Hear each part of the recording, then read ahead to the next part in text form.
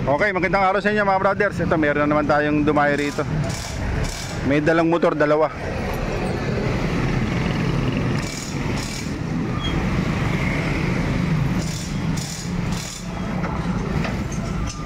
Ano nangyari dyan, boss? Ano mo ba? Ayaw mandar na? Mio ayaw mandar. Yung XRM Kumaandar ka po dati. Ang gusto ng kapatid ko, parang style yung ganyan din. si pare-press. Pinagalaw na yan, hindi pa? Pinagalaw na ito lang eh. Ito, pinagalaw na. Kumaandar, medyo parang maganis yata. Ito yung isa, pinagalaw na rin. Hindi ko pinabuksan, parang sa tuminto tapos mausok. Okay, sige. Huwag mo lang ito. Pwede. Pero, dalawa yun lang.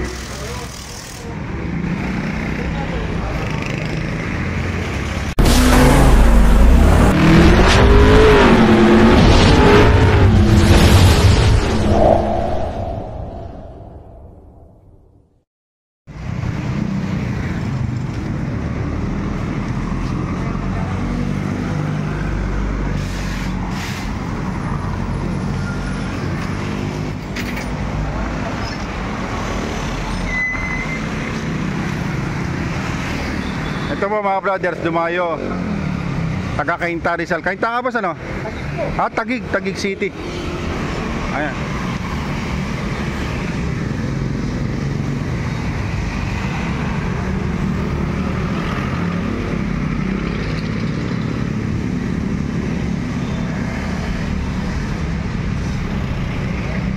Hindi, angat nyo muna yung likod lang.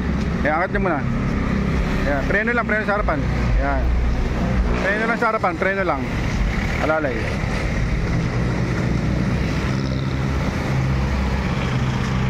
Okay. Diyan na lang. Okay na dito. Mio Solay. Ayaw mandar. Ito naman stock. Okay. Okay mga brothers, ito po yung taga-Taguig na dinala kanina. Bali sabay po ito at saka itong kabila. Ang naging problema nito mga brothers, loss compression. Kaya binaklas natin yung block. Pinalitan po natin ng block. Ito kung mapapasin po natin yung loob ng block nya. Ayan o, kinain po. Umakat yung piston ring. Ayan. Ayan o, kabilaan po yung buong palibot mga brothers. Kaya loss compression. Kaya po ang hirap paandarin o hindi mapaandar. Ayan. Ito yung kanyang piston. Ayan mga brothers, oh.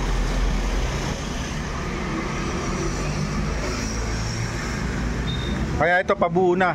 Ngayon diretso na rin na linis yung throttle body nya. Ayan. Tsaka diagnose natin mga brothers sa diagnostic tools. Okay. Bali ito pasara na to mga brothers. Ngayon ito re-repress natin to. Lahat ayusin natin to mga brothers. Ayan, kung mapapasin nyo po, na-stock to ng taon mga brothers. Ngayon, ayusin natin lahat yan.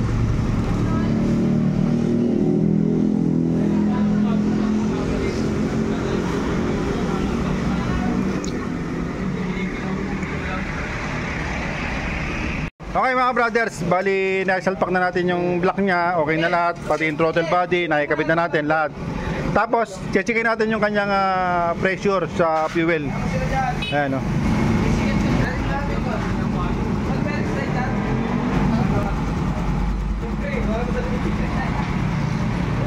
Okay. Ngayon, mamaya gamitin natin yung diagnostic tools para ma-dispose na to kasi ito dumayo pag galing Taguig. Babalikan to ngayon eh. Susunod natin to. Okay.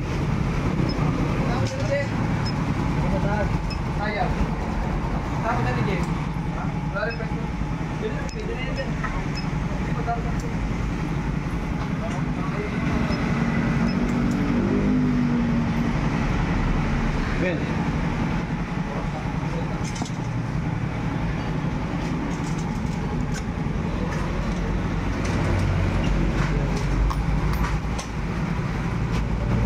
Baba.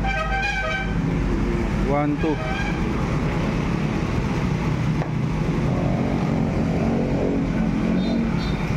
Yung RPM niya mga brother, naglalaro lang sa 111 hanggang 12.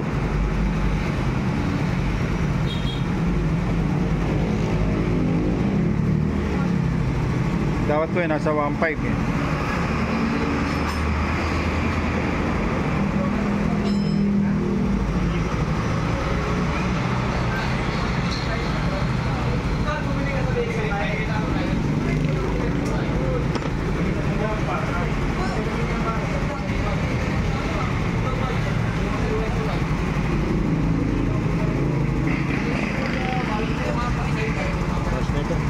Okay na yan. Kasi TPS kasi parang may na. TPS niya 74.74. Dapat ko nasa yun 66, 61, 62. TPS voltage 64, 66.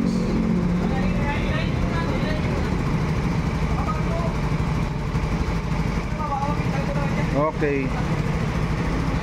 Ngayon yung par niya nilalaro sa 13 to 17. Battery voltage 12 volts to 13 volts.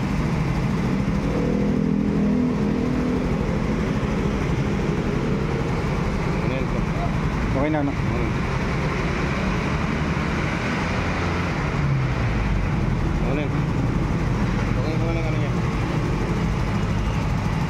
Okay na mga brothers, sarado na natin to.